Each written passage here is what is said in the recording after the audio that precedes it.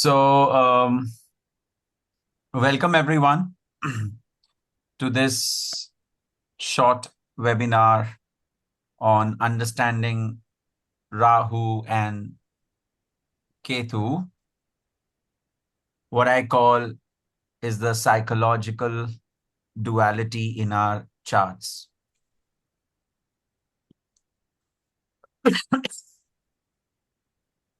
And as we go further, you would understand why I call this psychological duality.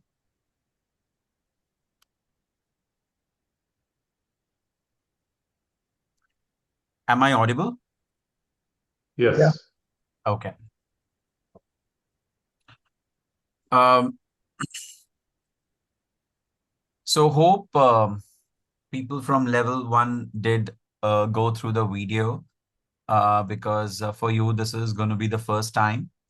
There are a few people who have joined from senior batches because we have a more advanced session coming on Rahu and Ketu on 26th April, if I'm not wrong, 26th, 27th. So this is going to be a quick recap for them, but for others, it would be more of like going through this for the first time. But again, Rahu and Ketu, what happens is we get lost in a lot of stuff which is out there on YouTube and sometimes in books as well. Let me tell you one thing. Rahu and Ketu are two grahas in Jyotish which are mostly misunderstood, and very little research, whatever research has been done, it's very little. So there's a lot of gray area or smoke around Rahu and Ketu. So as we dive into it, let's just quickly invoke the blessings of the divine.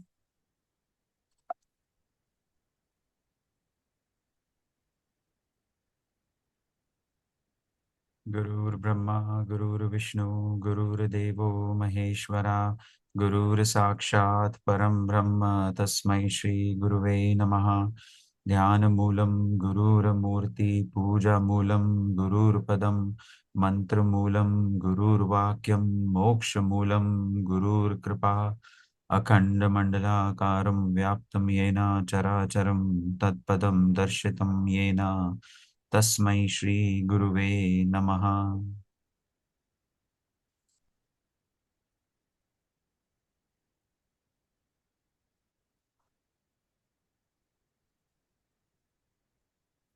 So we have quite a packed agenda. Understanding eclipses, Puranic story of Swarbhanu, astrological signification of Rahu Ketu, psychological signification of Rahu and Ketu, nodes ownership of signs, nodal aspects, nodal retrogression movement or motion, and how to judge Rahu Ketu at a very basic level. Then, of course, the advanced version of the session is on the 26th, and I'm going to talk about it at the end of the webinar. All right. Anything specific anyone has around this?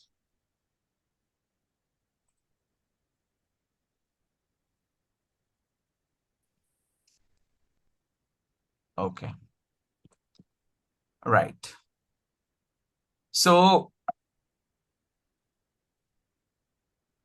I think when we talk about Rahu and Ketu, it's only befitting to start with eclipses.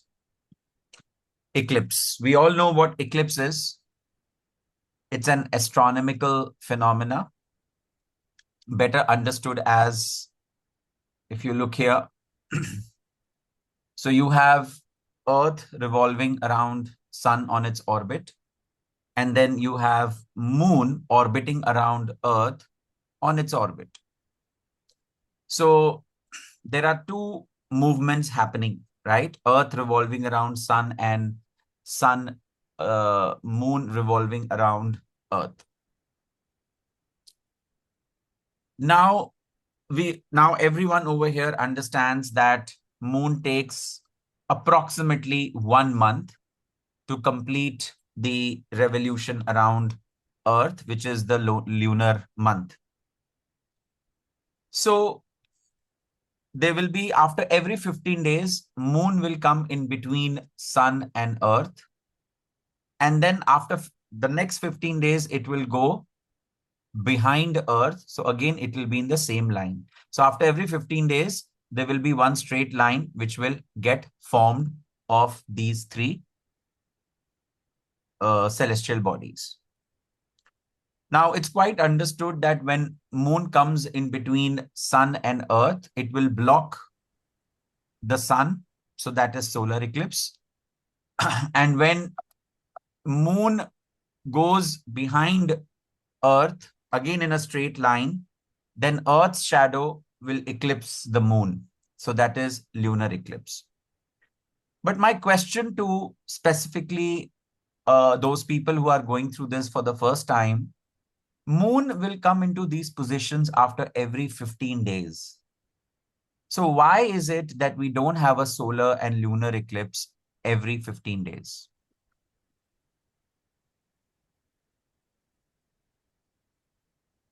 Anyone from Because level one would like to answer The this? Rahu Ketu axis. Anyone from level one would like to answer this? perhaps that's because they are not in the same axis, or there's an angular tilt between the three planets. Yes, yes, that's correct. That's correct. So may I request all of you to please mute yourselves? So this could be better understood this way.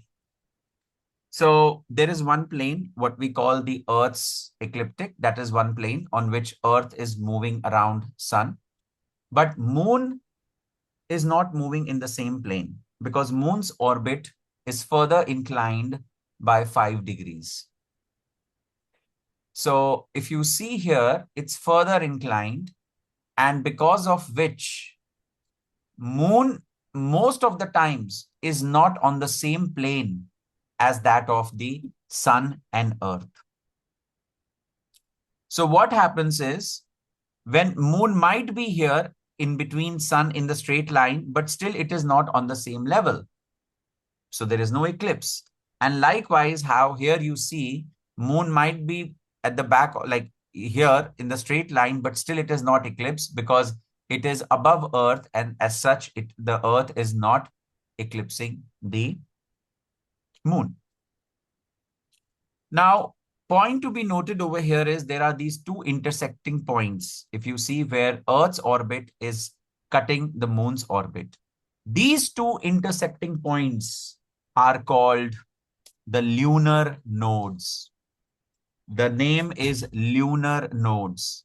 This is also an astronomical name, lunar nodes. Now, if you notice here, this node, when moon crosses, it's going northward. And then again, when it comes down, it crosses this node, it goes southwards. So this node is called north node, which is Rahu, and south node is called Ketu, right? Because Earth crossing Ketu goes down, and Earth crossing Rahu comes up northward. So that is why Rahu is called the north node and Ketu is called the southern node or south node.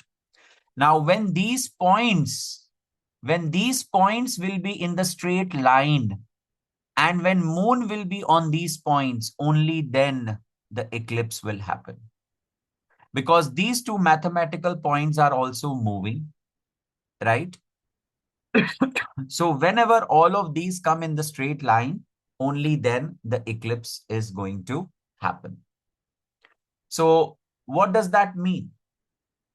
That means that, okay, this I've already covered. I'll go forward. That means that there are three conditions. A, it must be either new moon or Amavasya, because either the moon has to be in between the sun and Earth, which it will be Amavasya, or it has to be again in a straight line, but after Earth, which will be opposite to sun, which will be full moon, right? That is the first condition. So if you see, solar eclipse and lunar eclipse will always happen. Lunar eclipse will happen when moon is full, right? Which is what we call, which night is that? Purnima. Purnima. And only on Amavasyas we will have solar eclipse, because then moon will come in between sun and earth. That is first. Second is, moon's longitude should be very close to Rahu Ketu longitude. When moon's longitude is exactly same to that of Rahu and Ketu, then it is full eclipse. Otherwise, it is partial eclipse, because every eclipse is not full eclipse. You know, we have a lot of partial eclipse as well. And latitude of the moon must be 0 degree. That means it is at the Earth's ecliptic, 0 degrees equator. So latitude of the moon should be 0 degrees. Only when these three conditions are met, will you have solar or lunar eclipse. Is this clear specifically for level 1 people? Any questions anyone has? No, sir. So I've given over here ascending node or the north node, which is Rahu, where moon moves northward, and descending node, south node, Ketu in Vedic astrology, where moon moves southwards.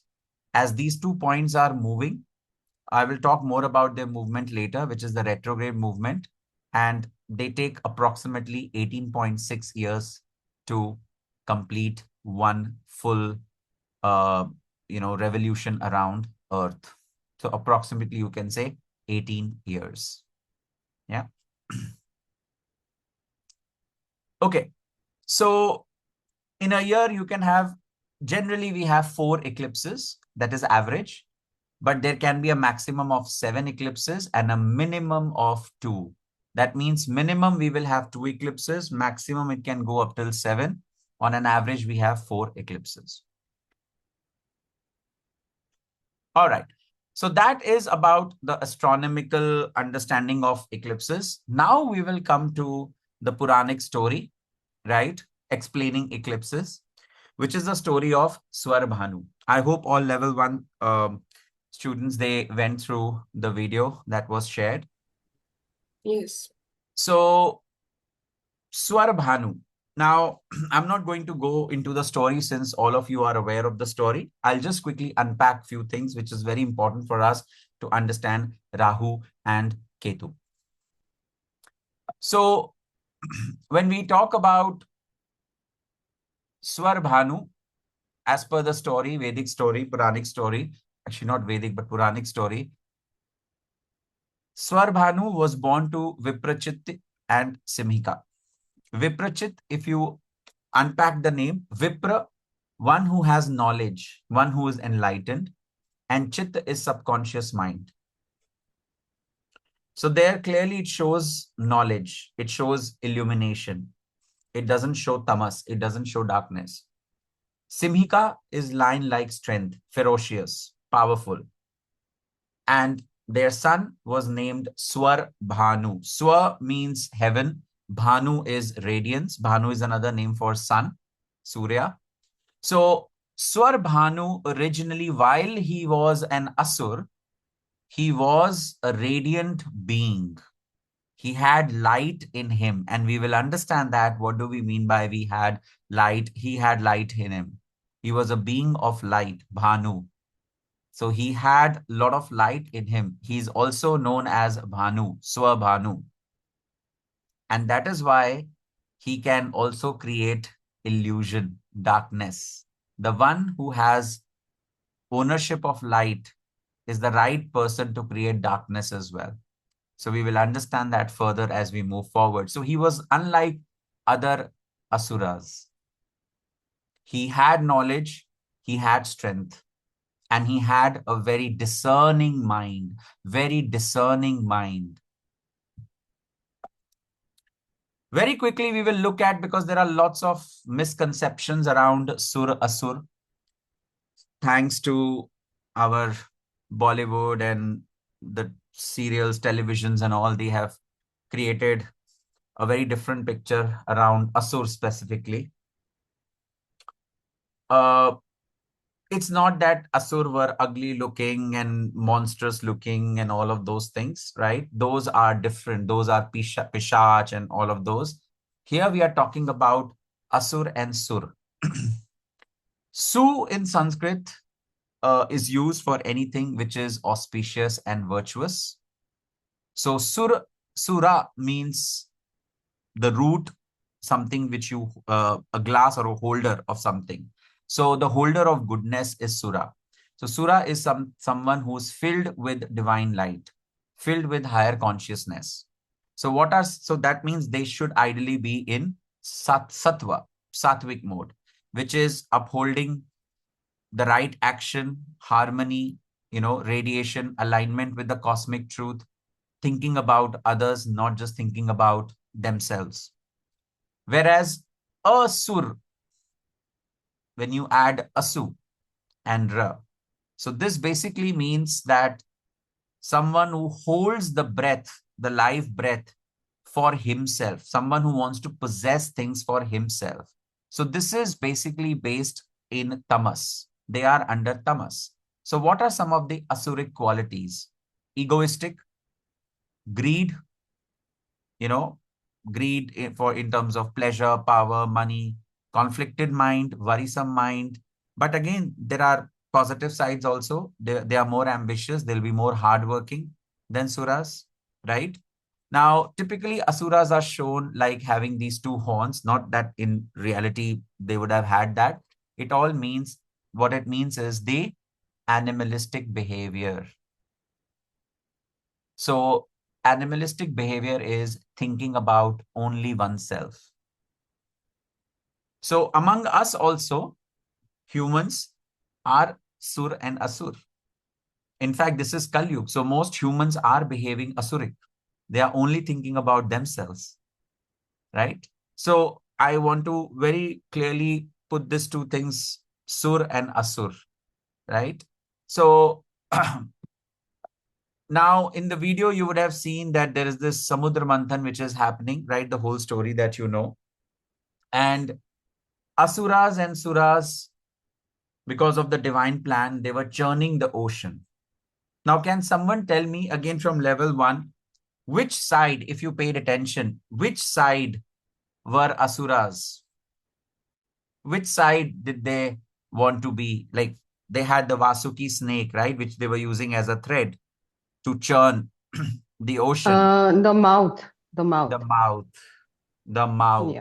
So the Asuras were towards the mouth of the snake of Vasuki, and Suras were towards the tail. That is very important. That is very, very important. If you get a clue, it's great. If not, I'll talk about it.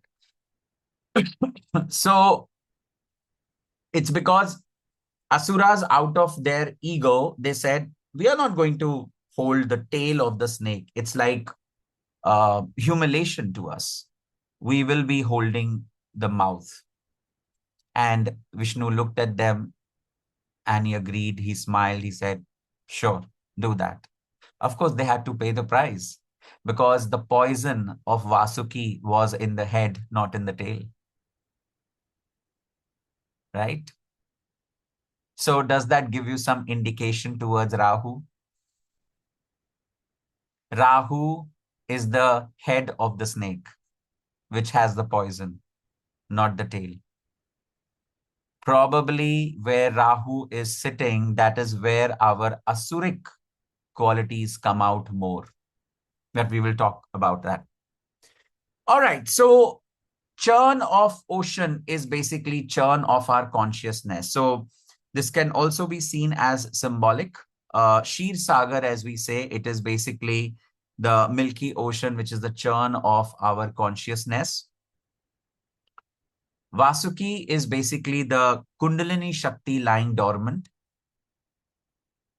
Tortoise is basically Dhyan. It is going in within, like how tortoise is very symbolic. It is very steady. That means stillness. Then it goes inwards. It withdraws. right? And for spiritual evolution and growth, you need to go inwards, not outward. So when you are you are sthir, you are still in meditation, in dhyan, and you go inward. That is what tortoise represents. Only when you are still can you grow spiritually. So tortoise represents that, which is of course one of the Vishnu avatars, which also represents Shani. Asuras holding the snake head. So certainly they have sharp thinking, ego, desires, want to capture, domination, which will become the head later on. And Sura holding the snake tail connected to the roots, they are grounded. It's the end. Tail is tapering. It is ending the karmas. Any questions anyone has here, or specifically level 1? Is it making sense?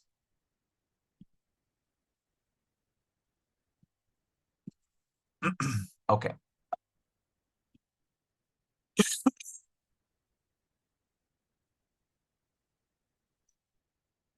So then we know what happened. Vishnu took avatar of Mohini, and of course, Mohini was a very beautiful damsel, and most asuras, they were bewitched by her beauty, and so they didn't pay attention to what Mohini was doing. Mohini was just giving them water, and while she was distributing amrit to devatas, to suras. But who noticed this?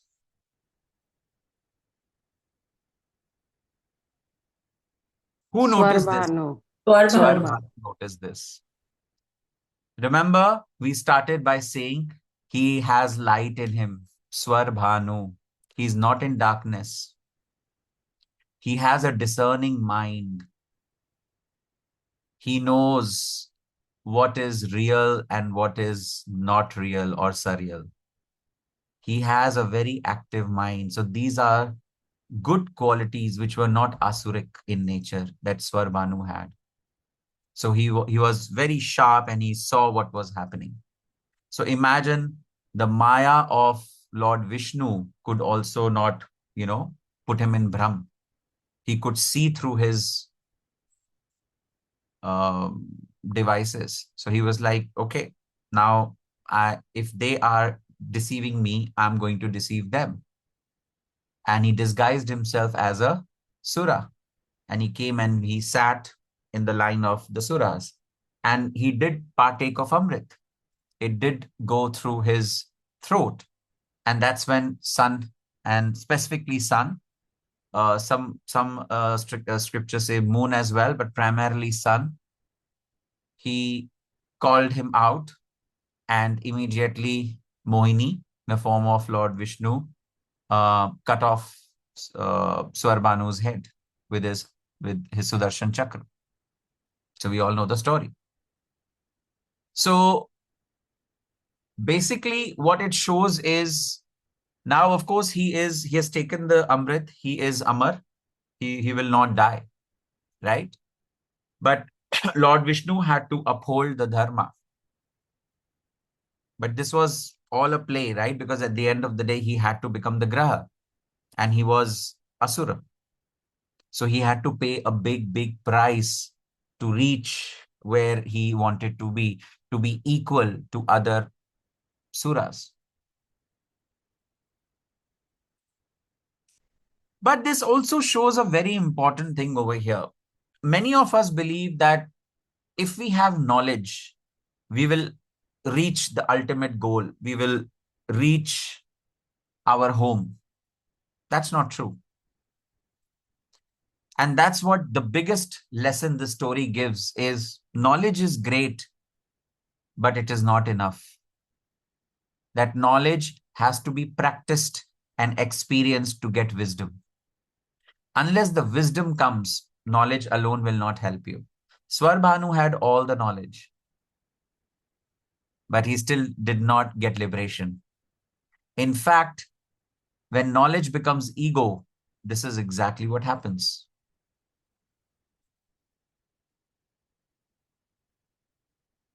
So knowledge, so sometimes if you see, and as we move forward, we will understand that Rahu has that tendency of very hungry for knowledge if it is sitting in certain rashis and certain houses in the chart.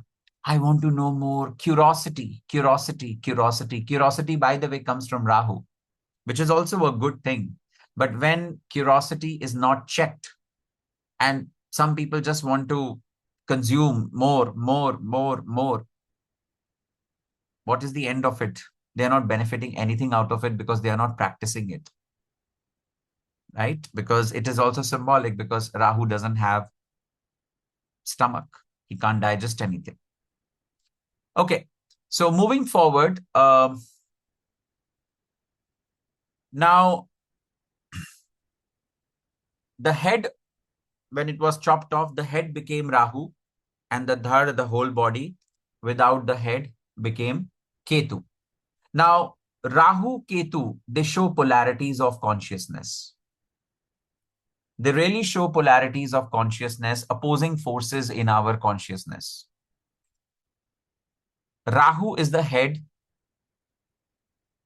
and head has all the thinking. Head has the poison also, right? As we said. So it has all the thinking, it has the intellect, it wants more, but he doesn't have a body.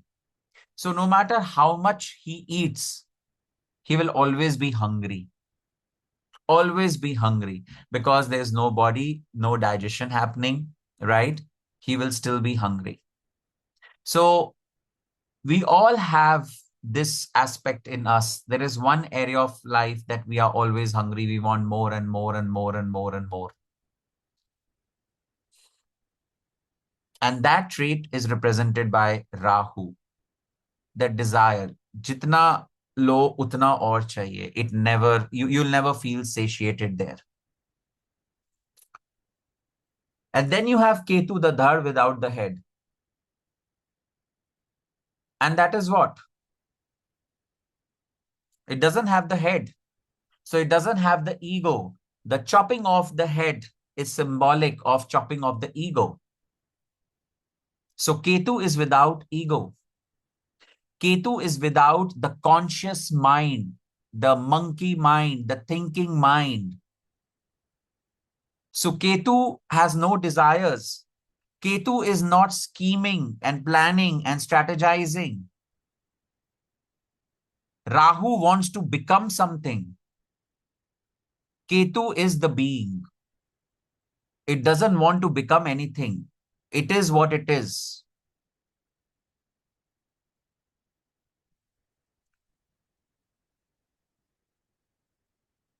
So your body, your instincts, your body has the instincts for past so many years, janmas. It has that instinct, those instincts. So it's like karma without the ego.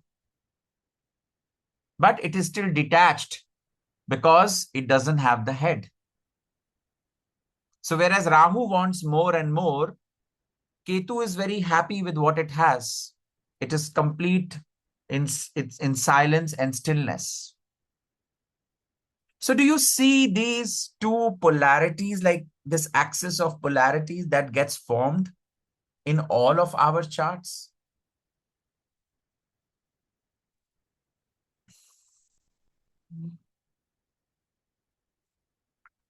So let's quickly go. We will deep dive into this polarity more once we get to the psychological significations of Rahu and Ketu. But very quickly, let's go through astrological significations of Rahu and Ketu.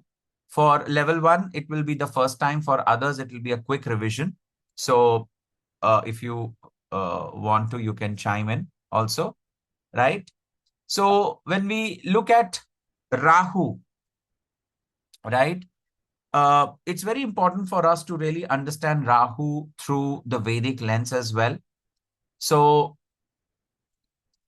the shlok for Rahu, which if you see in Navgraha shlokas, we have one for every graha. The one for Rahu is Ardhakayam Mahaviryam Chandra Aditya Vimardhanam Simika Garbha Sambhutam Tam Rahum Pranamamyaham. which says, I offer my obeisance, my prayers to Rahu, Ardhakayam, who has half body, Mahaviryam, but of course it's Veer, Mahavir, Chandra Aditya Vimardanam, one who has the power to basically tame even the sun and the moon, जिनको वो काट देता है आधे में. Sihika Garbha Sambhutam. Simhika is basically the mother, right? So the one who came from the womb of Simhika, Tam Rahum Pranamameham. To such Rahu, I offer my obeisance. So certainly it shows few characteristics about Rahu. Rahu, sun and moon in the kingdom of planets, sun and moon, they are the king and the queens respectively. Nobility. He does not obey to nobility. He is a rebel. He has power like Singh, and also he has the mind. And that's like a very strong opponent, isn't it? A person who is strong in mind and has strength of body. So Rahu is that.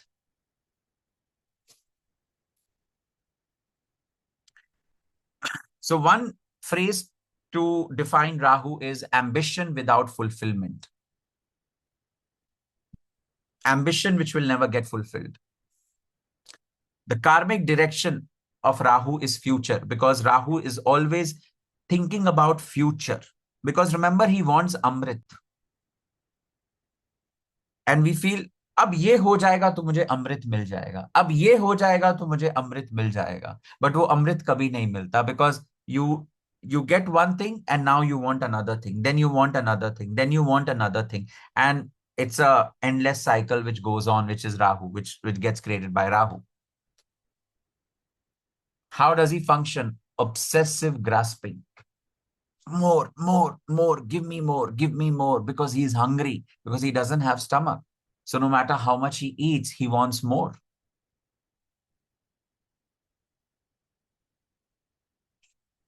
He is outward looking because he's the monkey mind. He's the thinking mind. He's outward looking. So material plane, extroverted, expansive. Muna, coffee. Expansive. He creates illusion. He creates smoke.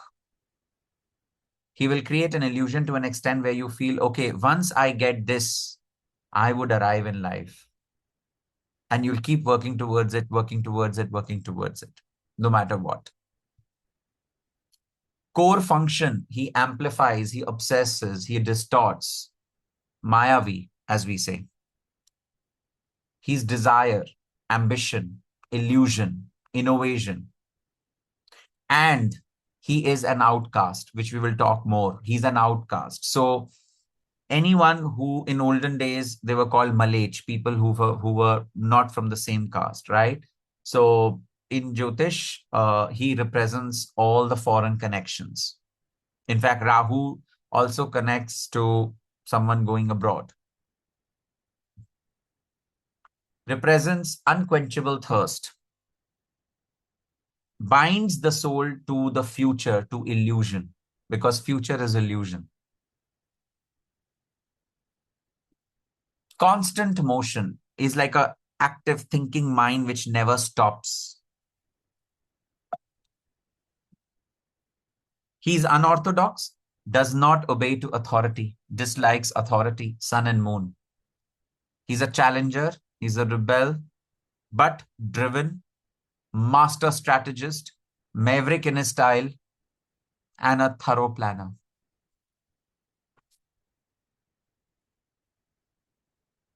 Some of the significations of Rahu quickly. Rahu in the modern world represents drugs, narcotics, alcohol, any kind of addictions, because remember, addiction is again it's an illusion. It's something that we want to take. We want to go into a fantasy land. It takes us from the reality. Imprisonment, any kind of bandhan is Rahu. Anywhere, any place where you earn quick buck, that is Rahu. Stock exchange, casinos, gambling, speculation, horse racing, blah, blah, blah. Las Vegas is a typical Rahu model city. All the reptiles basically crawling is Rahu's domain. In the modern world, he represents the social media, internet, virtual world. And that's why if you see today, the line between what is real and what is fake is blurring. And that is Rahu. He also represents petroleum or petrol, coal. He represents rock music. He represents all the languages which are written right to left. So basically all the languages, I think even Hebrew, all the Abrahamic languages and religions are represented by Rahu. In terms of biology, he represents paralysis. When Rahu sits with moon, and if Rahu is in sharp or malefic nakshatra or in Saturn's nakshatra, there is a high chance of him giving paralysis. Of course, you have to see other things in the chart, but yeah, he is the karak of paralysis, nervous breakdown, cancer, tumors, autoimmune, any disease which probably at this point of time doctors are like, we don't know the cause, but yeah, we know it's there. But what's the cause? We don't know. Anything which is difficult to diagnose is again Rahu. Eczema and basically the dryness of the skin, because Rahu is Vayu Tattva, air Tattva. Poison, he's the head of the snake. So any kind of, nowadays, of course, no one poisons anyone, but it is more around, let's say, um, food poisoning or some, let's say, a medicine didn't suit you or something like that, right? So that also is seen by Rahu. And of course, suicidal tendencies are seen by Rahu. Any questions anyone has around Rahu? The astrological signification of Rahu? Any questions?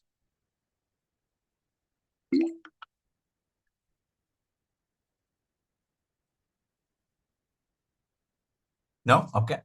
I'll move on quickly to Ketu. Oh, yeah. One thing very important, because I've been giving deities. So when it comes to the deities of Rahu, one of the most prominent deities of Rahu is Durga.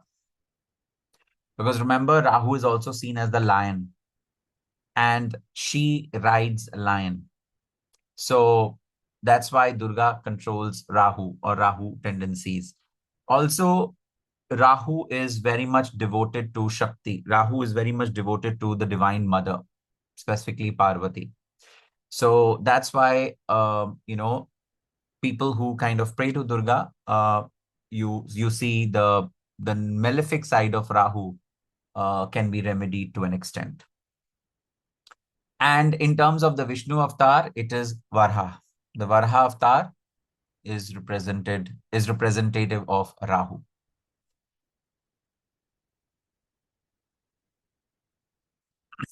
All right, I move to the body, which is Ketu. So, Om Palasha Pushpam Sankasham Tarka Graham Mastakam Raudram Raudratmakam Ghoram Tam Ketum Pranamameham. Now, he is called as radiant as the flame of Palash, which is basically a flower. And it is radiant in terms of little reddish, orangish color. He is considered the head of the celestial bodies, the formidable and terrible one. Why formidable and terrible one? We understand this better once we know who Ketu is. Ketu is inward looking. So Ketu is compared to a yogi. someone who's totally detached to the world. So जब आपके सारे paraphernalia गिर जाता है, you know, all the colors go down, like you see the Maya in everything. That's when you go within. And that is Ketu. That is Ketu.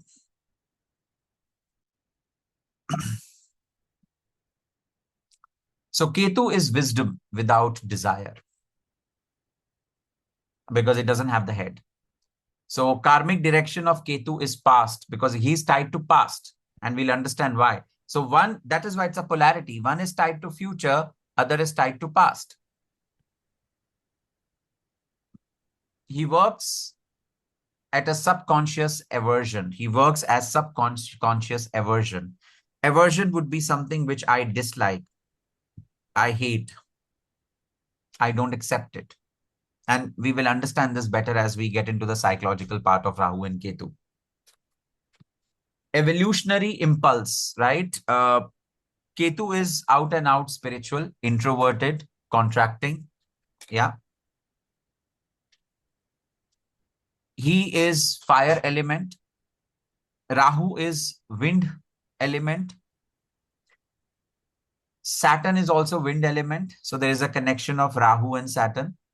And Ketu is fire element. So there is a connection of Ketu and Mars. Keep that in mind.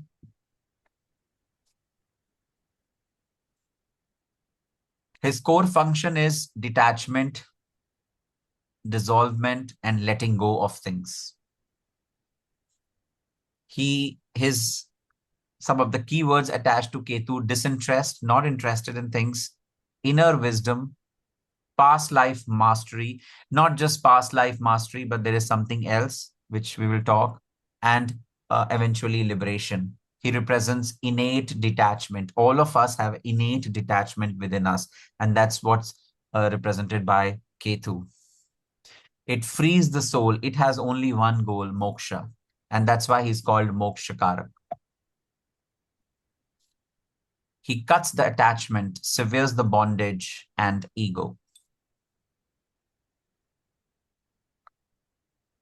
Gifts of Ketu, if Ketu is well placed in the chart: introspection, self-knowledge, illumination, wisdom, sacrifice, and detachment. So these are some of the gifts of Ketu, which is very opposite to Rahu. Some of the Ketu significations in the chart in the modern world. Ketu is guilt. Whenever we have guilt around anything, that feeling of guilt is related to Ketu. Ketu represents cemeteries, graveyard, cremation grounds, asylums, leather fur industry, historians, museums, reptiles again, but also dogs. Ketu also represents cats, cockroaches, bats, vultures, parasites. People who have done microbiology will have a very dominant Ketu in the chart because parasites are related to Ketu.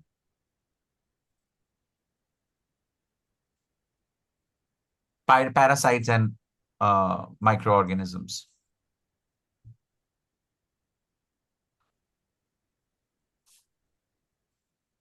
If Ketu is not well placed, afflicted, it can give a very orthodox nature, a fanatic, as we say. You know, a person can be very orthodox. It can also lead to spiritual corruption and at times madness as well. Ketu represents some of the uh, occult, basically magic, alchemy, occult. Astrology is in the domain of occult. Higher spiritual practices, yoga, meditation. These are all domains of Ketu. Ketu represents moksha, liberation. Yeah. And in terms of religions, it represents Jain, Buddhist, Sikhs with turbans. So Ketu is also called Keshdhari. So that is basically Sikhs. Christians and Aghoras. all your bacterial, viral, fungal infections, all the epidemics, uh, you know, infections caused by worms, um, all of these actually come under the domain of Ketu. In terms of the deities, the first most deity for Ketu is Ganpati. Remember the connection of severing the head. He also has his head severed. That is letting go of ego and enlightenment. And then second is Matsya avatar of Vishnu. Let me pause and see if you guys have any questions here.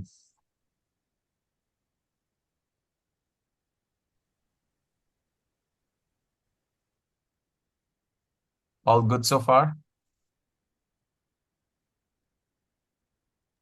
Yeah, Rajat. Okay. I was about to say that, I have done my microbiology, and yes, there is a influence of Ketu in my chart, a very strong influence, which Oh, kind of resonates with what you mentioned. okay. Thanks for sharing. Yeah. Thanks. Okay. So now we are going to get into something very useful. Though in this session, we'll only be touching at an introductory level, we'll be looking at it, and we will build on this in the advanced session, which is coming on 26th. So, psychological significations of Rahu and Ketu. If we look at Rahu and Ketu only through materialistic perspective, I mean, you can look at them through that lens. It is okay. But if we only look at them through that lens, then we are not doing justice with ourselves.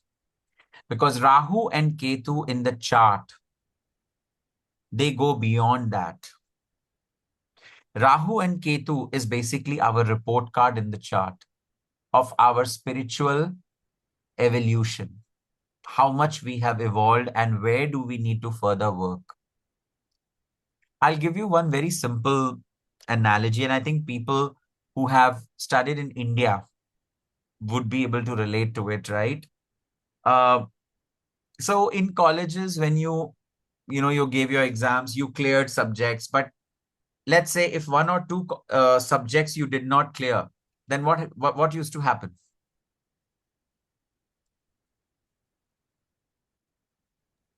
They get carried forward. Reappear. Carried forward. Reappear. There used to be something called ATKT as well. Yeah, I know.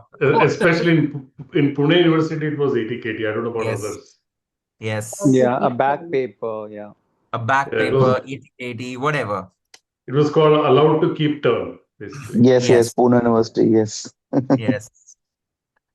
So planets which are retrograde in your chart are your ATKTs. That means there is those subjects you have not cleared in your past life, and there is unfinished karma, and you have to finish that. You have to clear that in this lifetime. And that is why those planets are retrograde. They are going back because you have to reappear. But remember, Rahu and Ketu are always retrograde. So they are the सूचक of unfinished karma. वो सारे papers, वो सारे exams जो आपने clear नहीं किए अपनी पिछली life में, that is what Rahu and Ketu kind of indicating. So they are purely karmic, much more than the 7 physical grahas. Out of the 7 physical grahas, Saturn is most karmic, but Rahu and Ketu go beyond Saturn as well.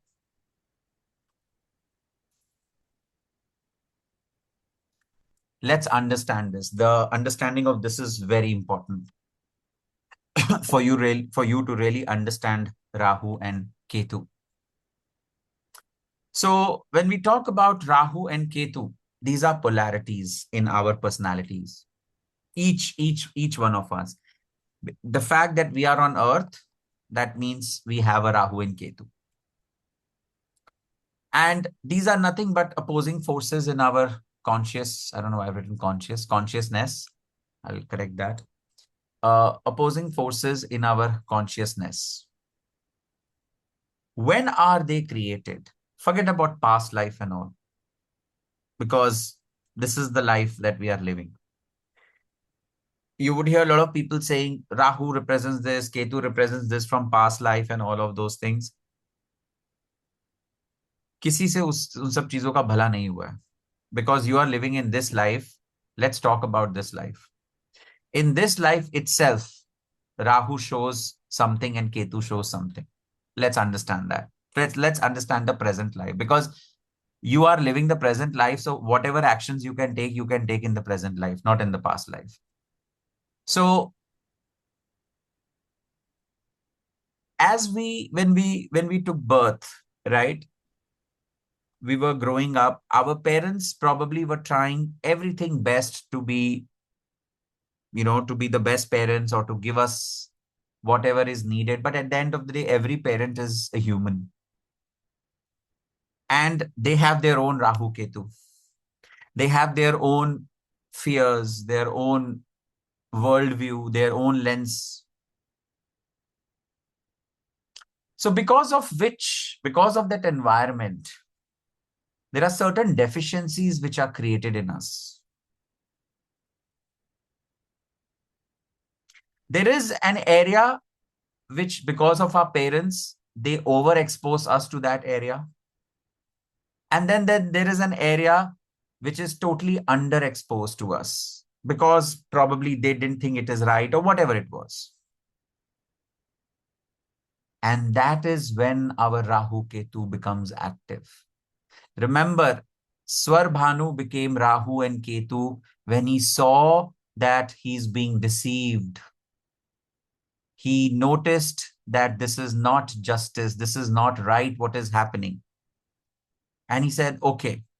And there was a fear of missing out on Amrit. In our childhood, when we go through an experience, and not just one experience, but series of experiences, right? Where we see that something is not justified, what is happening to me, it is not right, and I will miss out on something. So wherever there is a feeling of unjust action meted out to you, galat ho raha hai mere saath, that is when your Rahu and Ketu will become active. They will become active for sure. Sabke hote hain. But what is the reason behind it? That is when the consciousness gets split. Because one part of it stays in an overexposed area and the other one gets tied to underexposed area. Because there is a feeling of missing out on something. Or something wrong happened to me. This was not right. It could be, of course, at the end of the day, it happens because of the environment, because of the parents, teachers, everything, right? No one has bad intent here, but at the end of the day, they are human beings. So whenever we get a sense of being deceived or left out from experiencing a certain aspect of life, our Rahu and Ketu take birth. They become active in the chart. So Rahu becomes the underexposed area. It is that area which we have not experienced much. We want to experience because we feel that is where the Amrit lies. And that is in the future. So I want to go there. Since that is an underexposed area, I probably don't have the skill sets of that area. So that continuous cycle of endless craving, searching, obsession, achievement, desire, hunger starts in that area because I start identifying myself with that area because I need completion. I want that which I was not given. And that becomes my Rahu. And Ketu is that area to which you have been overtly exposed in your childhood because of your parents, because of your environment. And you start feeling that, okay, I am bored of this. As simple as that. I don't now relate. I've had enough of this. So there is this contentment, there is stillness, there is detachment, there is renunciation, but you don't really appreciate that area because you want that where the head is. This is okay. Ho gaya. This is a part of my tail, snake's tail. Hai, theek hai. But who cares about the tail? The whole focus is on the head. So this is how our consciousness gets split into two areas. One which we ignore and the other which we crave. So the one which we ignore is the overexposed area, which becomes our Ketu, the tail of the snake. And where we want to go, the endless craving starts in that direction. That is where I think I will get Amrit. So my ego identification happens with that area. If I get that, I will arrive in life.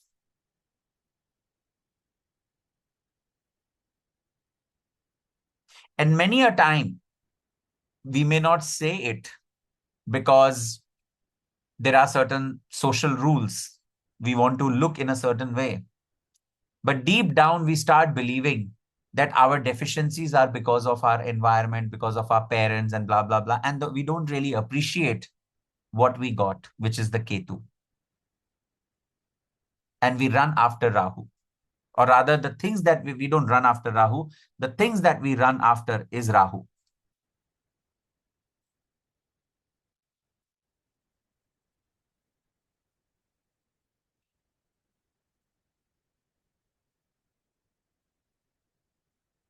So what happens? This axis of polarity gets created in our charts. The head and the tail. So the head is thinking analysis. It is about craving. I want to reach there. I want to go there. I want to get that. I want to achieve it. And I'm going to strive hard in that area because I want that. I want perfection. And I'll never, but remember that area, no matter what I do, I will never be happy because Rahu doesn't have stomach. He can't digest. So he wants more and more. And our maximum resistance will come in Rahu area. Maximum resistance. And we will understand why. And when we look at our Ketu, it is that comfortable part of our life which we had been exposed to. We have developed a lot of wisdom in that area, but we overlook it. We don't value it. We neglect it.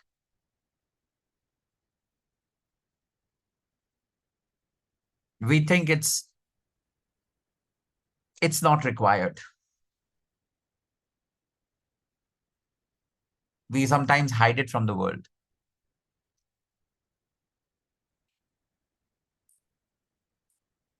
And then what happens? Typically, at the age of 18, something very important happens.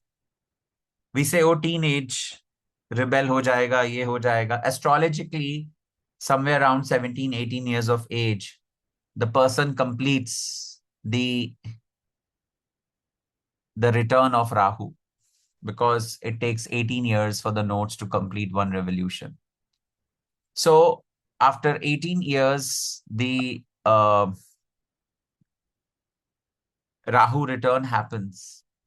And when Rahu return happens, this part gets more activated. It is not that it was not activated, but it becomes more activated. And that is where the rebellion nature comes.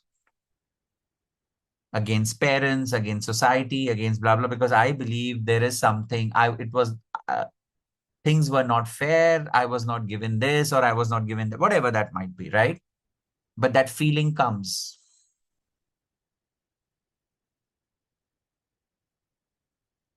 And I quickly move from my home ground to this ground because I want to show it to the world that I also have it in me. That's nothing but boosting of my ego, which is Rahu's domain. Because I need Amrit and I feel what I have in me is not good enough for me to get Amrit. So I need Amrit. And I remember one thing, I am continuously using the word identification. I identify myself with it. And that is the problem. The problem is not working hard. The problem is not achieving things. The problem is self-identification of my ego with those achievements. Of course, we have taken birth, we have to do actions. It is about identification of ego with those things. But then we are novice in this area. We have no skills because we have not been exposed into this area. So what happens? We err, we fall, and then there's a lot of stress.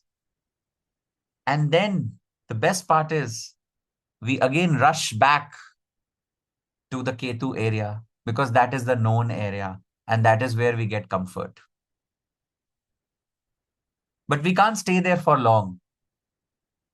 Once we are okay, we again rush towards our Rahu area.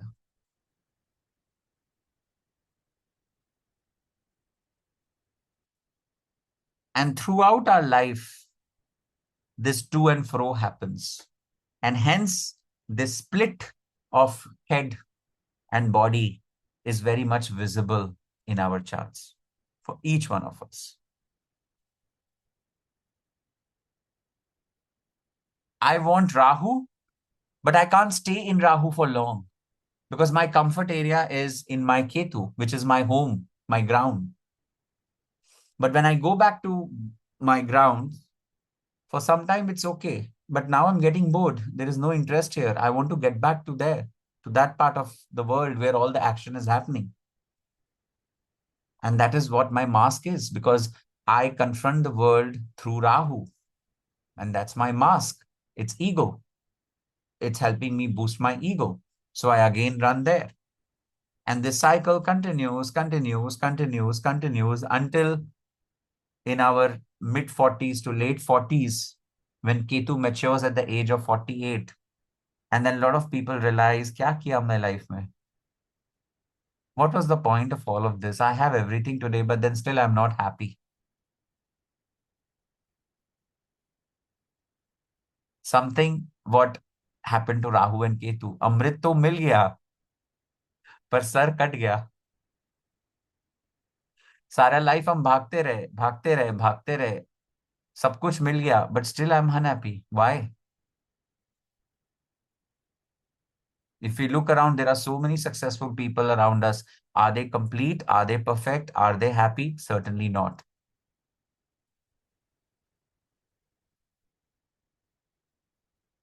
And that is the play of Rahu and Ketu in our charts.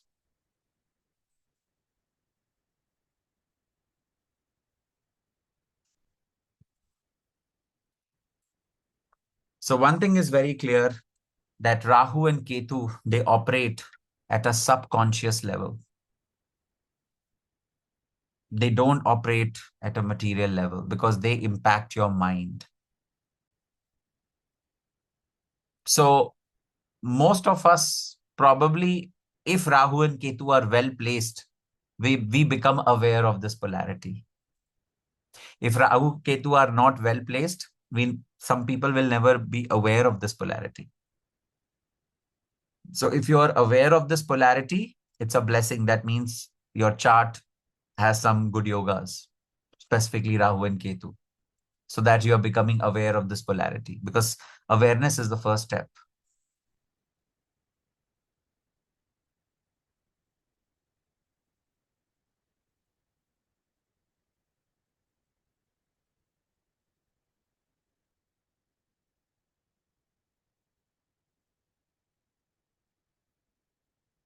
Okay, any questions? Quickly, I can take one or two questions if anyone has, and then I will move. So this is again at an introductory level. The the session which is there on 26 for senior batches, I'm going to be building on this, and we will look at Rashis to start with. Any question anyone has so far? Not a question, but maybe an observation. I think the Yes, last please. part of the line that you mentioned, Rajat, that we may become aware of the consequences, but not its cause. But not its cause is very profound. That is also going to be the quest, and that I believe is the Rahu in my ninth house speaking. Yes, true. Thanks for sharing that insight. Thank you. Anything else anyone wants to ask or share? Mataji, quick question. Yeah. So it almost feels like this Rahu and Ketu's fields depend on your experiences in life, but it also sounds like you're saying those experiences, I guess, in a way, will determine where they are positioned in your chart. So, are we operating off of the prarabdha karma, not necessarily what you're doing in this lifetime? Am I correct in understanding it like that? No, of course. See, your Rahu and Ketu are certainly based on your previous karmas or previous lifetime karmas. That is why they are retrograde, right? Yeah. But when you now, whatever your karmas you're bringing and you're taking birth in this lifetime, you will still go through the same experience in your childhood.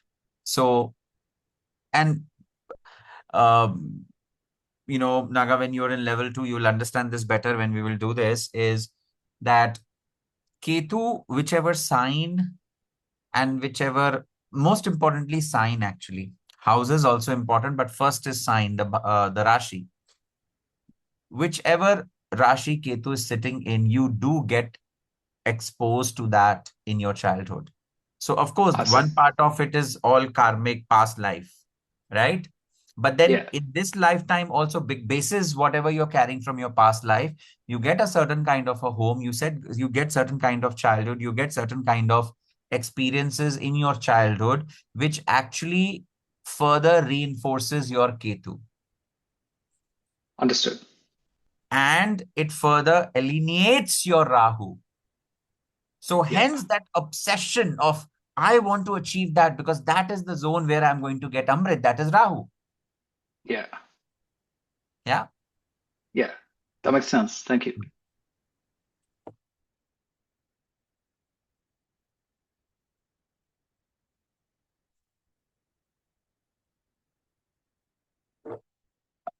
Okay, I'll move on then. Coming back to again astrological point, some astrological significations. There is one big debate about ownership of signs.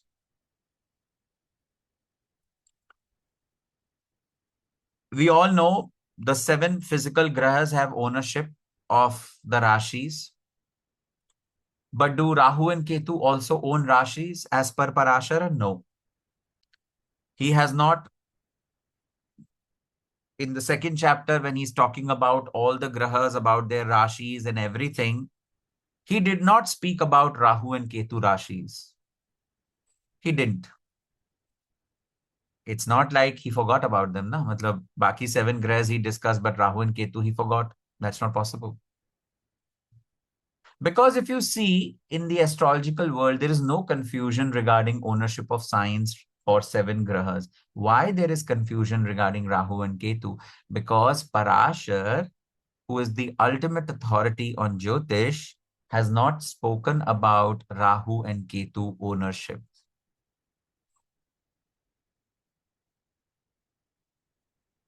So over a period of time, people started assigning Rashis to Rahu and Ketu as well. But Parashar has not spoken about any Rashi allocation to Rahu and Ketu. And it's not that he forgot, right? and he's a Maharishi, when he's speaking about everything, why would he not speak about Rahu and Ketu Rashis? That clearly shows Rahu and Ketu have no ownership of Rashis. And let's understand that logically as well. Rishi Parashar calls them Chaya Graha. They are shadowy planets. Now, of course, this name becomes all the more important because we understand why are they Chaya Grahas. They don't work at physical existence. They work at some subconscious levels. They are our shadow, or they work in the shadows. They are not physical grahas. They don't have a physical body. Astronomically, they are mathematical points. They are formless. There is no physicality around Rahu and Ketu. And when we talk about Rashis, they are very physical. Rashis are 12 templates of human personalities or human psyche, the archetypes. So all the 12 Rashis show certain kind of skills, behaviors, which also align to the seven physical grahas. Rahu and Ketu, what do they represent? They represent your evolution journey. They are the markers of your evolution journey. How can they have a home as in Rashi? They are the markers of your evolution journey. So if Rahu has a Rashi and Ketu has a Rashi of their own, which is their home base, like how if Saturn is in Aquarius, its Multikon Rashi is very comfortable. So if Rahu has its Multikon Rashi, Rahu sits there and Ketu sits in its Multikon Rashi. First of all, it cannot happen. But anyways, does that mean the person has arrived in life? Certainly not. Because they are the marker of our consciousness, the progress of our consciousness. They cannot have Rashi allocation. Because Rahu and Ketu is also the axis of polarity in us. How can they have a Rashi? They don't even own the graha, the chakras in our body. I hope everyone knows chakras, right? They're not, of course, physical, but the energy vortex that we have. So if you start from Vishuddha, sun and moon being the masculine, feminine, they own the Anahat chakra. Vishuddha is owned by Mercury. Heart chakra or Anahat is owned by Venus. Manipur is owned by Mars. Swadhisthana is owned by Jupiter. And Mooladhara is owned by Saturn. So they don't even have any ownership on the chakras. And Rashis are also aligned to chakras.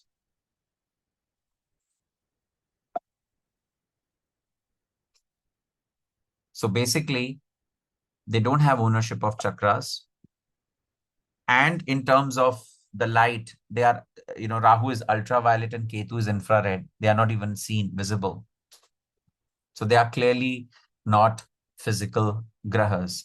They have nothing to do with physicality of things. And of course, as such, they don't have any dedicated Rashis. No ownership of Rashis. And that's precisely why this is for senior students. They are not considered in Ashtakvarg, Shadbal, and Bhavachalit.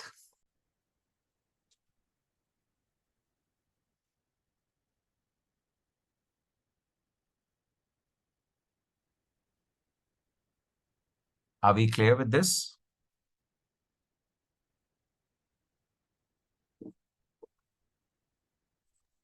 Yeah. Yes, sir. Next, we go to the nodal aspects. Again, there is this thing around Rahu has this aspect, Ketu has that aspect. As if the aspects are not good enough, as if we have less variables in Jyotish, we want to add more. No, they don't have aspects. They are Chaya Grahas. How can a shadow aspect anyone? Is that logical? Can shadow aspect?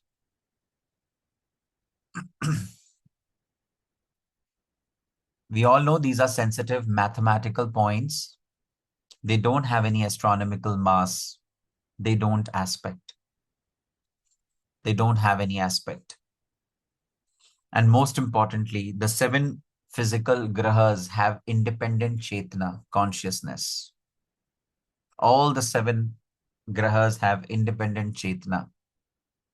And when you have chetna, you might be sitting in one place, but you will be radiating your consciousness to other places. But Rahu and Ketu is borrowed chetna from sun and moon.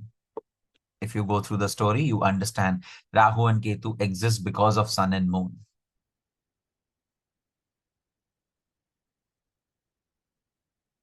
So it is a borrowed chetna from sun and moon. So their position in our chart shows distortion in our consciousness.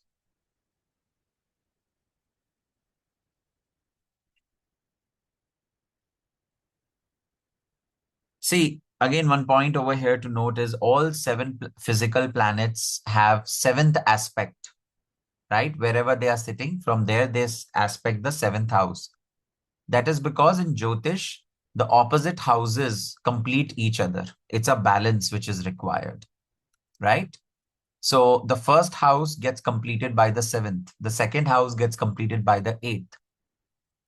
And that's why Rahu gets completed by Ketu opposite, and Ketu gets completed by Rahu, which is 180 degrees. So it is an axis. Considering Rahu and Ketu separately is one of the biggest mistakes in analyzing Rahu Ketu. It is an axis.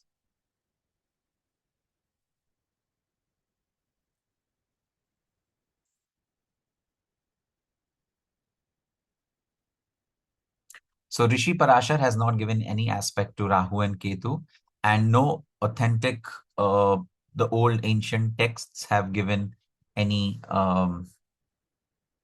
aspects to Rahu and Ketu, any of these books.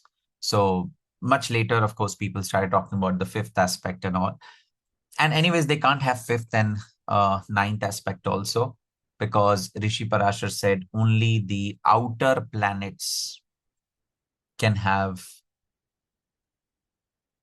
special aspect. So if you apply logic, from a logical perspective also, Rahu and Ketu don't appear to be having aspects. So are we clear on this?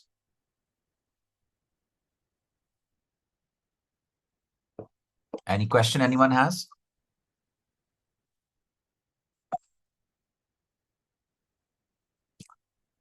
So as we all know, Rahu and Ketu mostly are in retrograde motion. They do sometimes stop, stall, and go direct sometimes. But mostly they are always retrograde. So, of course, it shows unfinished karma, very heavy residual karma, and they also indicate the progress of our evolution in the chart. And we are here to complete that unfinished karma of the past lives.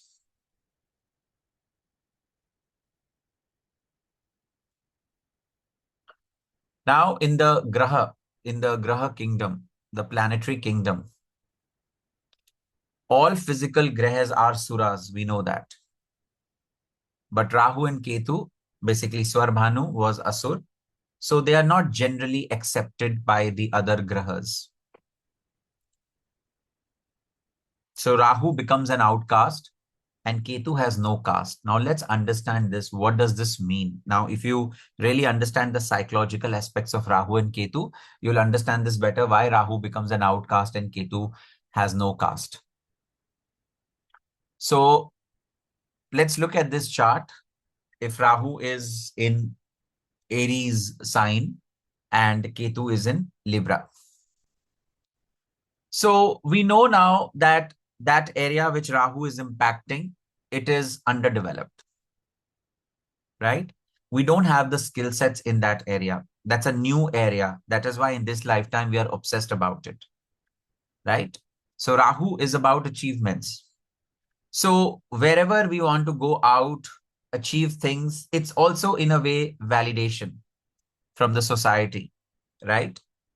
But while we want it so much, we don't really have to begin with the skill set in that area because it's a new area to us.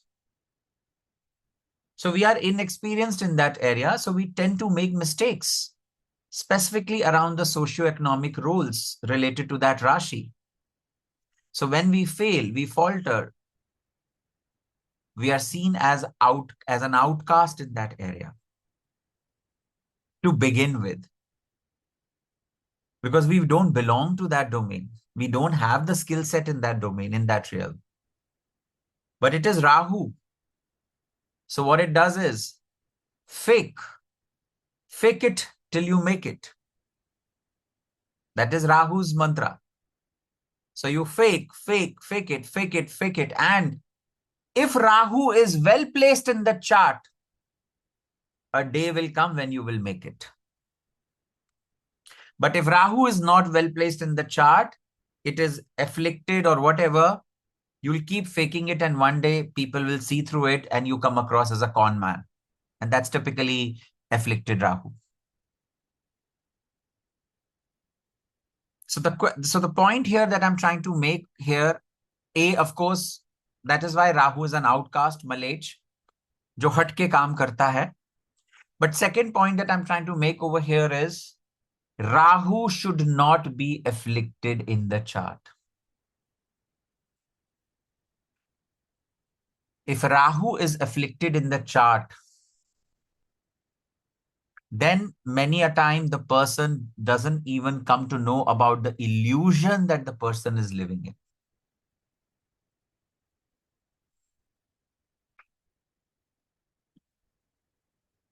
And that is why the aspect of Jupiter is considered very good on Rahu, or for that matter, Ketu. Now, Ketu is that area where actually we have mastery. And one of the symbols of Ketu is also a flag. आप flag कहाँ चढ़ाते हो? जब कोई किला जीतते हो, उस पे आपका flag होता है ना? When you go to the moon, you put your country's flag there. We have been here. We have mastered it. Ketu is also a flag, symbol, one of the symbols. That means that area, that turf you have mastered. You have the skill set in that area. But there is no desire in that area. You see the dichotomy here. The area where you don't have skill set, you want achievement there. But the area where you have skill set, there is no desire. When there is no desire, there is no validation required. There is no socio-economic need attached with Ketu. Hence, there is no caste. There's nothing which is required. Caste will only come with materialism. So Rahu is malech, or an outcast, and Ketu has no caste because it has no desire. It doesn't have to perform in front of society or take any validation. So there is no interaction of Ketu with the society. So it has no caste, because caste comes only in the context of society. And that's why that area is hidden, or we don't go to that, or we only go to that area when we need comfort. Any question anyone has?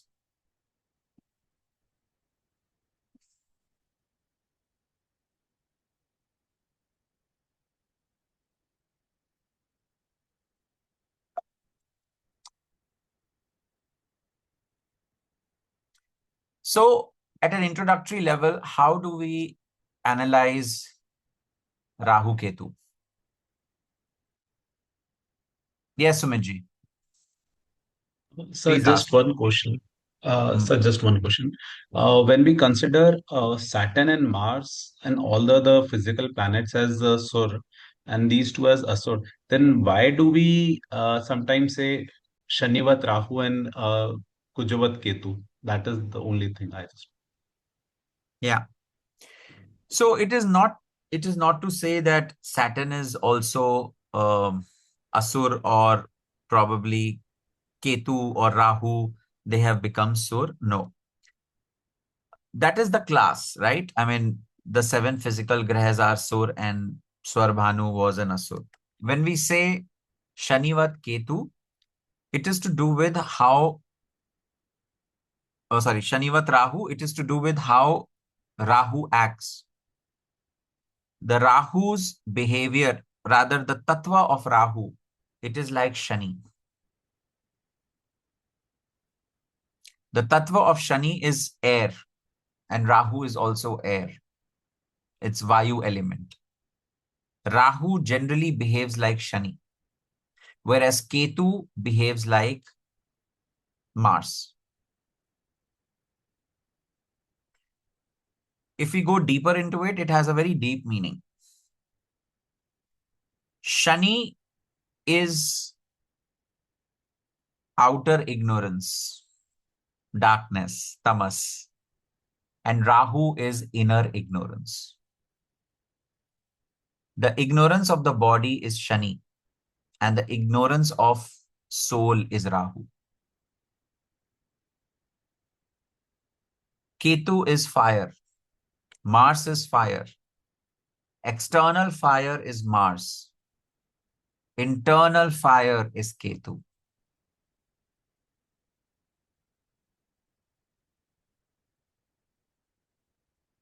Clear, Sumitji? Yes, sir. Very nicely put.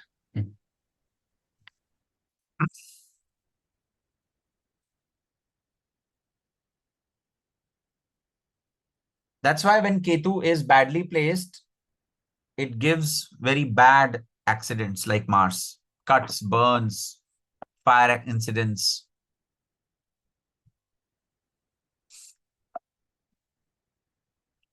So how do we judge Rahu Ketu at a very basic level? You have to look at the Rashi axis to begin with. The Rashi axis, not Rahu kis Rashi mein hai, Ketu kis Rashi mein hai. No, that could be a first step. Look at the Rashi of Rahu. Look at the Rashi of Ketu. Rashi is very important, guys. Very important. And the Rashi axis, is it 1-7? Is it 2-8? Whatever Rashi axis you have. By Rashi axis, I mean if Rahu is in Aries, and of course then Ketu would be in Libra. So it is 1-7 axis. If Rahu is in Taurus, so Ketu will go into which Rashi would Ketu go to if Rahu is in Taurus? Scorpio. Scorpio. Scorpio. Scorpio. So it becomes Rashi axis 2-8. If Rahu is in Gemini, then Ketu will go into Sagittarius. If Rahu is in Cancer, Ketu will go into Capricorn. So that will become 4-10 axis. Then there will be 5-11 axis, Leo and Aquarius. Then there will be 6-12 axis, which is Virgo and Pisces. And then you'll flip the axis, isn't it? Because you have only 6 this way, 6 that side. So you'll flip the axis.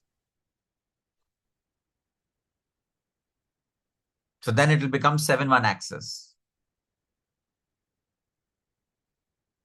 8-2 axis. 9-3 axis. You start with Rahu. Yeah. So that axis is very important. And then Bhav axis is very important. So the Rashi axis shows the human archetype where the growth needs to happen in this lifetime. And then using the qualities of that Rashi axis, which fields of life will get impacted. So that is shown by the axis of bhavas. Again, 1-7 bhav, 2-8, whatever it is. So both have to be seen separately. Rajat, can you repeat that? Rashi axis shows what? For example, let's say I am Taurus Lagna and my Rahu is in Lagna. So Rahu is in Taurus and Ketu will be in Scorpio. So my Rashi axis is 2-8. So I need to really understand 2-8 Rashi axis. What does it mean? And this 2-8 Rashi axis is active in my 1-7 axis of the bhavas. Because my first house is Taurus and my 7th house is Scorpio. So this 2-8 axis, Rashi axis of Rahu Ketu, how is it coming out? It is coming out through 1-7 axis of the bhavas, the fields of life.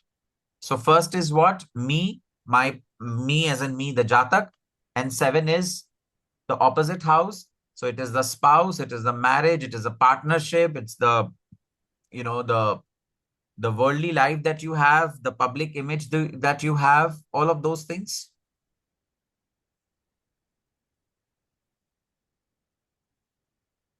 Clear, Sapna? Yes. Basically, So Rashi axis, we look at the Kal Purush Kundli and then make out the Rashi axis. Yes. Rashi axis will always be as per the Kal Purush, right? Because Aries will always be the first sign. Yes, sir.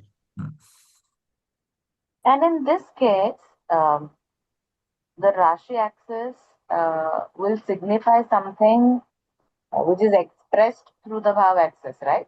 Is that what you're trying to say? Yes, that's right. Got it. The skills of the Rashi axis will be expressed through the fields of Bhav. That's very potent still. Yeah. Mataji, quick follow-up to Sumit Guptaji's question. So,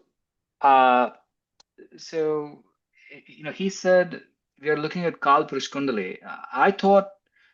I understood it as based on the Jatak's Kundali, because they may not have Mesh Rasi like in the first house. They may have, say, 4 in the first house. So I thought the Rashi axis is based on individual's Kundali, not Kal Purush Kundali, because otherwise it's the same as Bhava axis, right? No, you're right. You're 100% right. You have to see the individual chart. But when we say Kal Purush Kundli is a way to say that the first house is Aries. So, for example, when we say Taurus, in Kal Purush Kundli, Taurus is the natural second house. Yeah. When we say Libra is the natural 7th house of Kal Purush Kundli. So whenever I refer to or someone else refers to Kal Purush Kundli, they perhaps are not specifically, they don't mean any person's Kundli. What they mean is the natural zodiac, which starts from Aries and ends at Pisces. The natural zodiac is called Kal Purush Kundli. Okay. So for example, so let's just say it's a fourth house Kundali, right? Cancer Kundli. Cancer Kundali. Say Rahu and Ketu are in the first and 7 fields, or they're in 4 and 10. 4 and 10. Yeah. So now you're calling the Rashi axis would be 4 and 10, and the Bhava axis 4 and is 10 of 1. Kal Purush. 4 and 10 of Kal Purush. I see. So we call it Kal Purush Kundali. That's a term for Rashi.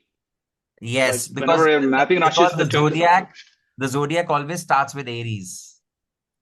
Gotcha. So that's an I think I understand now. 4-10 axis of Kal Purush Kundli, but when it comes to Bhav, it is 1-7 axis. I think I understand now. Thank you. You're welcome.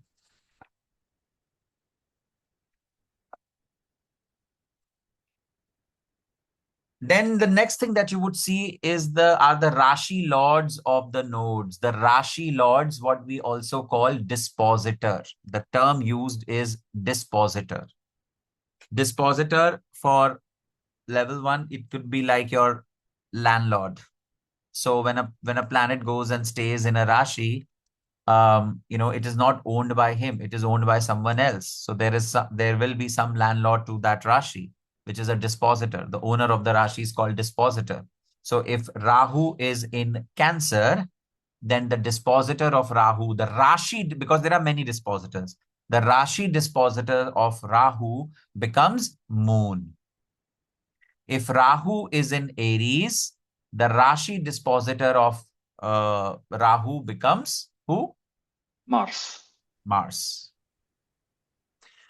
So Rashi lords of the nodes or the dispositors play a very important role, and I'm going to go deeper into this in the advanced session.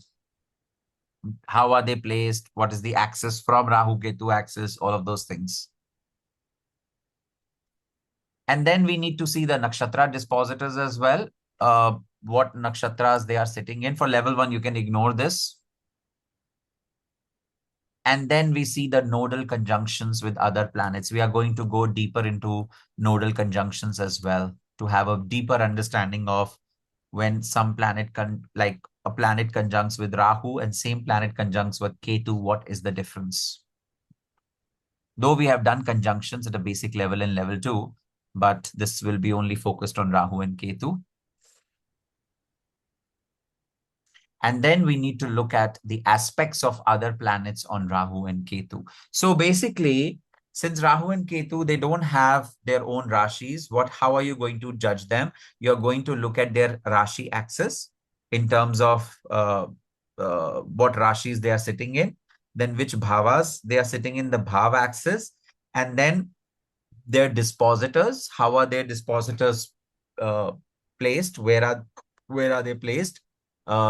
Their Rashi dispositors, their Nakshatra dispositors, and whether these Chaya grahas are sitting with some other planet or not, which is the conjunction, and then what aspects do they have? Because all of these things will decide how Rahu Ketu will be working in your chart.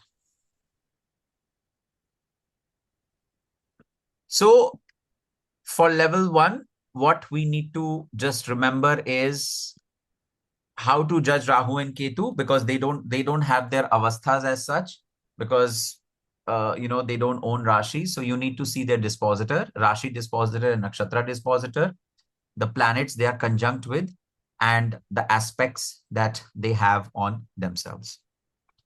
So that's what we are going to see for Rahu and Ketu for a basic analysis. So that will be all for today. So if anyone has any questions, please go ahead and ask. For the session which is on 26th of April, which will be for level 2 and above, I think all are invited. That's where we are going to go very deep into Rashis and their dispositors. We will ideally be picking up every axis 1, 7, 2, 8 of Rashis to really understand how Rahu and Ketu, when they sit in certain or they hold certain Rashi axis, what does that mean, right? How they tap into that. We will look at that. And then we will also look at conjunctions, right? That's what we are going to do at a deeper level on the session, which is in the session which is on 26th. Okay. Any question anyone has? You'll share the 26th April details later, right? Yes, I will. Great. Wait to see that.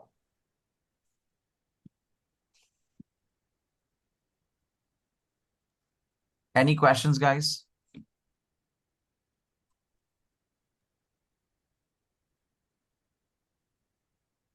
The recap Any was good. Any insights anyone has? Yes, Pinky ji. Sir बहुत over हो गया आज बहुत अच्छा, it was very nice revision हम लोगों ने पहले करा था, बट थोड़ा थोड़ा डिफरेंट इंसाइट्स था, तो बहुत बहुत अच्छा था, बहुत अच्छा session. So you have time to go through this.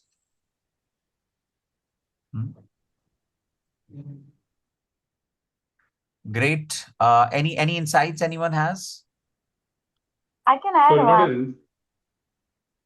Yes. Someone wants to go ahead, please do. I was just going to ask if you're going to upload these slides also, Rajat, or no? That's all. I'll upload the slides. Okay, that's it. No insight.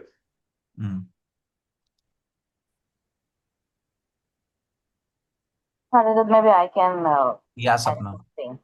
I think it felt very profound when you said the whole 18 years bit, because I can correlate with that.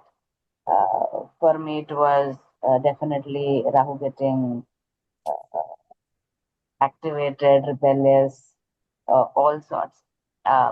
And towards the end of the session, I realized that the Rashi axis is 410, which is probably the current, I wouldn't say state, but current phase that I'm in, which is the professional life or the public duty versus personal life. And all of that is uncovering fabulously. I can't really wait till 26 to go through all of this, because looks like I'm at an inflection. You're probably more aware, but being there in the professional world for a very long time, taking a break, doing something else, is only going to add a lot more value in me trying to figuring myself. So yeah, I don't think this would have been any other time. This is the most opportune time that you've come out with. Thank you. Oh, thanks. Thanks for attending it. Thank you. Yeah, Arti, you wanted to say something?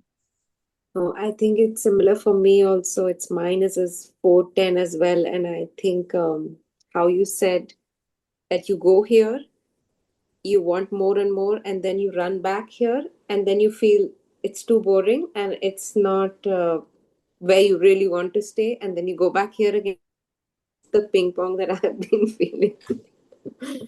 All of So us. can't All of really, us. yeah. So would love to, Yeah. go Sure. ahead with this. Yeah. Sure. 26 is Mataji, going I to have be a interesting. sorry. Yes, please.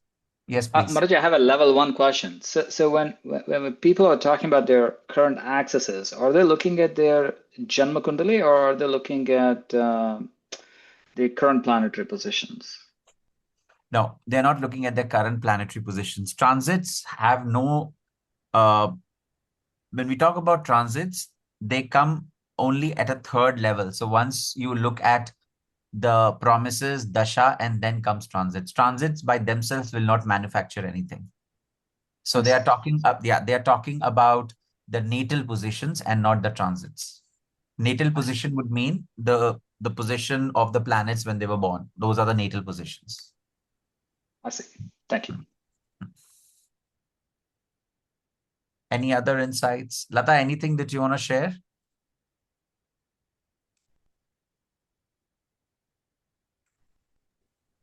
Rajat, this is the third session which I'm attending on Rahu Ketu. So every time I think you do, a very different kind of research and deeper Add so much more. insights.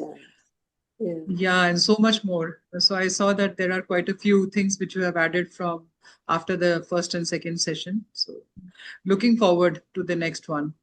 In terms of insights, yeah, I agree with you when you say that, Ketu is the taken for granted a part of our life, and Rahu is the one which we keep seeking. And as if we are able to bring them together and keep a balance, I think we are more or less there, right? But that's the lifelong journey for us. Yeah, that's the I key personally felt. Yeah, that's the key Yeah. which we will learn. I mean, as astrologers, when we understand Rahu and Ketu, we get answers for ourselves as well. Absolutely. So the So I have. the key to tame Rahu Hmm. is using the skills of Ketu. Ketu. Yeah. So I'm running my Rahu Dasha with my Ketu as Antar Dasha. So I could completely resonate with what you're saying. A very interesting session indeed. Yeah. Rajat, I'm going to make a submission. I would definitely want to do such specialist sessions more often. I'm sure a lot of people from at least the level 2 and 3 would want to.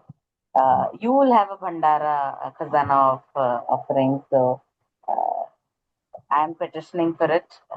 I'm sure there will be Aarti, Lata, Sumit, Pinky, Vanita, who will sign up. Anytime, anytime. So, yeah, I will leave that with you. I know you've got Yeah. hands full. Yeah. Sure. Sure. Great. All right. Then thanks everyone. If there are no more questions, thank you so much for attending the session. And for level 1, guys, please note down your questions. And when we connect again, we will talk about it. And for others, we'll be connecting on April 26th for, with the advanced session. So we will talk then. Yeah, one thing which I wanted to mention, Rajat, here is that the last session you had mentioned that my Rahu, there are the deity for Rahu is typically Durga, but you had also mentioned that for certain signs, Vishnu uh, is the deity, and in that case, you need to chant Vishnu's Sahasranam. And I must say that in the last 5 months since I've started chanting, there is there's so much of difference in my life. Something has shifted, something has changed, obviously for the betterment. And yes, I'm grateful for that session. So I'm hoping that on 26th we would get to have more insights on this. Yeah, sure. Specifically, if Rahu is in certain positions, like in the sign of Scorpio or in the 8th house, Vishnu Sahasranam is highly recommended. But I will perhaps go a step further and say Vishnu Sahasranam is one Sahasranam which has the power to harmonize the energies of all the planets, because all the 9 grahas are avatars of Vishnu, Mahavishnu, Lord Vishnu. So, yeah. And that's the reason why we are doing these Wednesday special Vishnu Sahasranam Vishnu sessions. Sahasranama, yeah. Yeah, yeah, yeah. Okay, great. Thanks for sharing that. All right, everyone. So thank you so much once again for joining, sharing. And yeah, we will catch up again. Thanks. Take care. Thank you, everyone. Thank you, Thank sir. you. Bye. Thank you. Thanks. Bye. Bye. Thank you, Bye. sir. Thank Thank you, you. sir. Good night. Bye. Thank you. Thank you, sir. Bye.